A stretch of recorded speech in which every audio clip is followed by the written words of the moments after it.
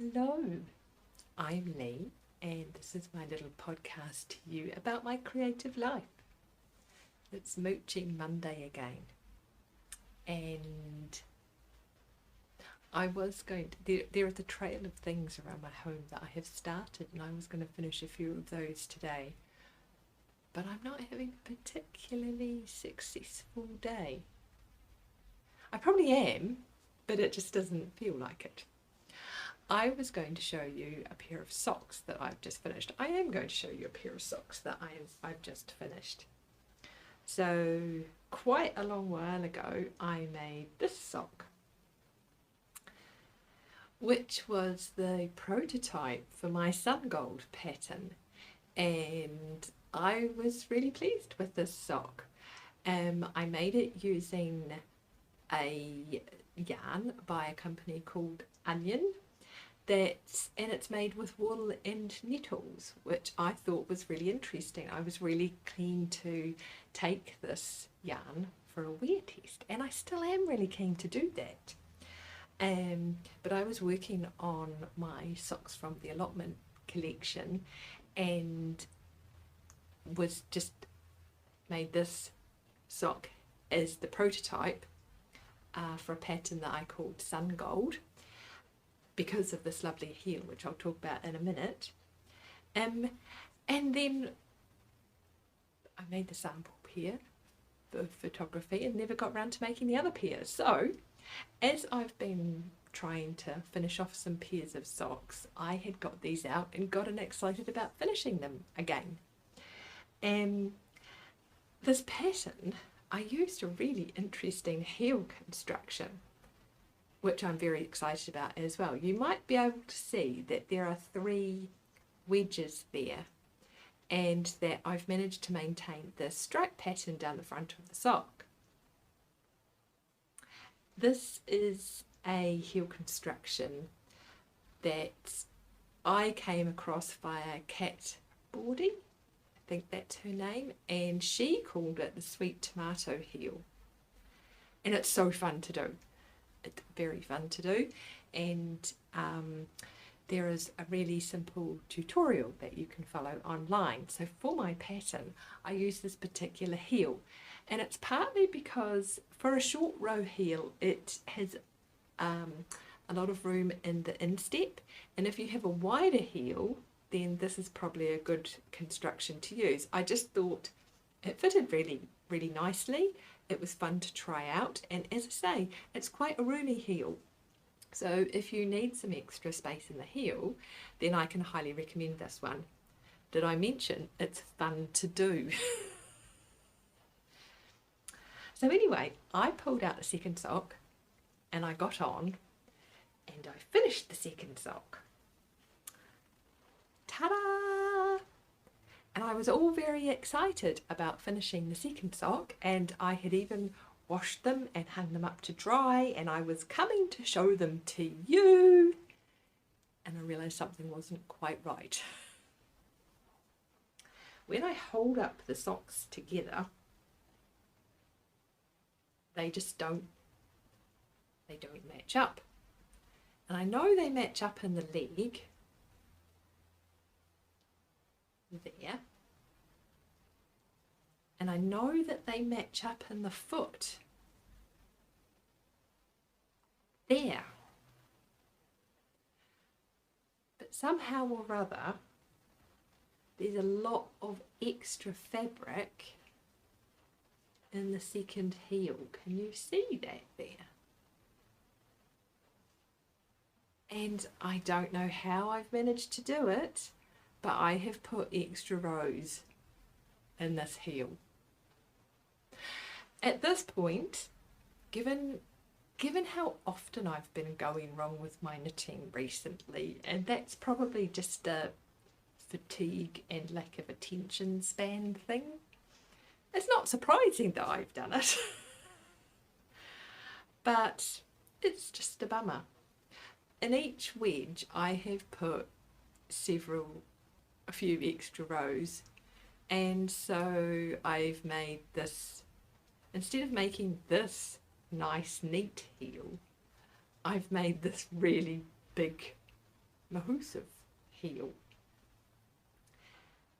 I suspect that this will be relatively easy to fix, because you can literally, I think you could just literally cut the sock in half and pull out this whole orange section, re-knit it and graft it back together. Am I going to do that right now? No. I'm going to put it back in the cupboard for another few years. Like any normal knitter. Maybe I'll do it soonish. I don't know. I'm going to leave it to ferment for a while. Am I bummed? Yes, I'm bummed. But I thought I'd share it with you anyway, because stuff like this just happens. And I used to think that it only happened to other people, but clearly not. Maybe I was just being a jerk.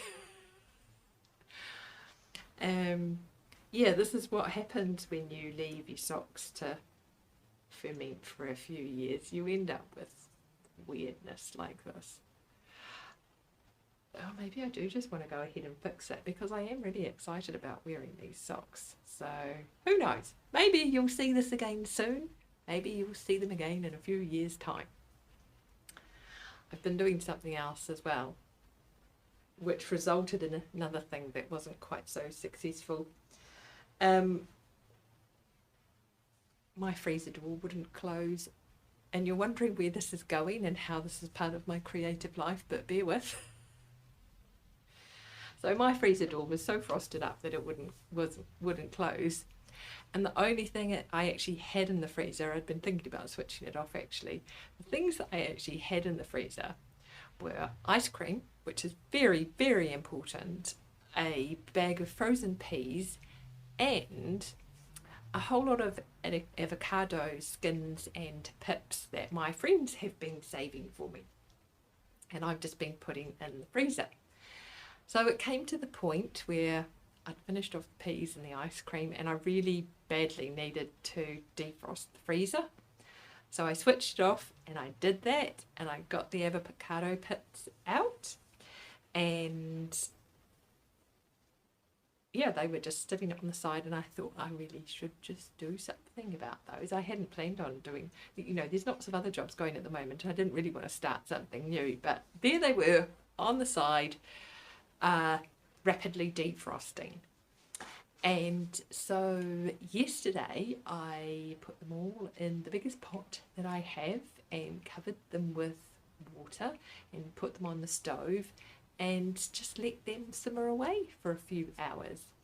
And so now I've got this sludge, or dye stock, depending on how you look at it.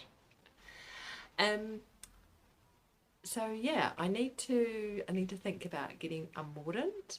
And one of the things that had put me off actually doing this project was that I didn't have a plain fabric of a weight that I knew that I want to use it on fabric,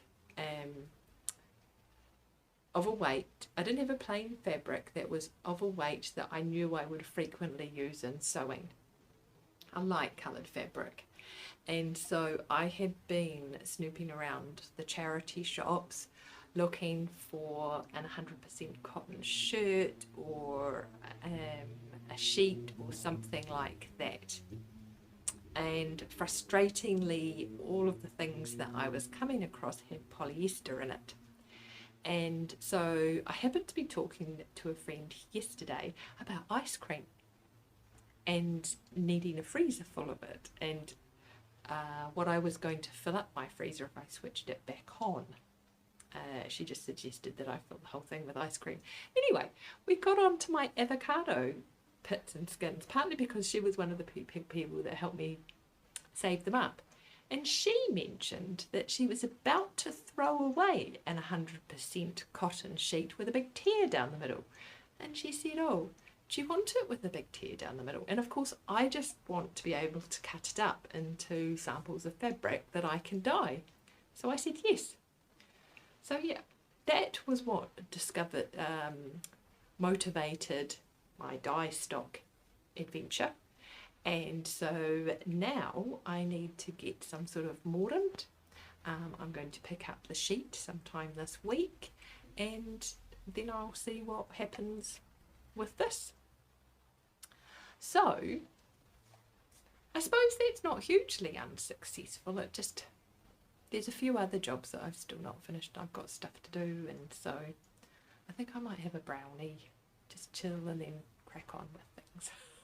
Sometimes it's important to stop for a brownie.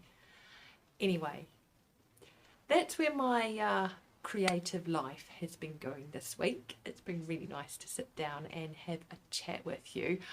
I hope you'll share your misadventures in the comments below. And I shall see you next time. Cheerio.